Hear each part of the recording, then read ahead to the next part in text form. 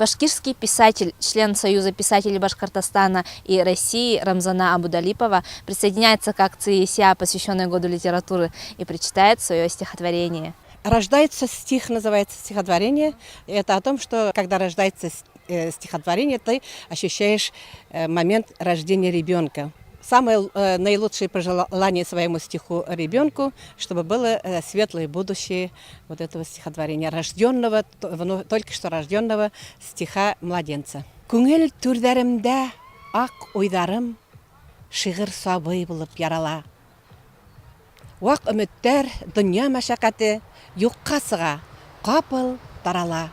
Бар булмышым, сабый көткән әсә, якты уйдар гына терәгем. Шигырь туа, татлы газаптардан ярылырга җитә йөрәгем. Изге бишек, изге юргәк итеп төрәм уны, әсәм теле, серле ебәккә. Ял бишек итеп тибрәтәмен, ап-ак бәсле көмеш тирәктә. Була күрһен шигырь сабыемдың якты язмыш, ак киләсәге. Күңелемде сикһез шатлык биләй. Мин бит әсә, шигырь әсәһе. Я ведь мама, я мама стихотворение.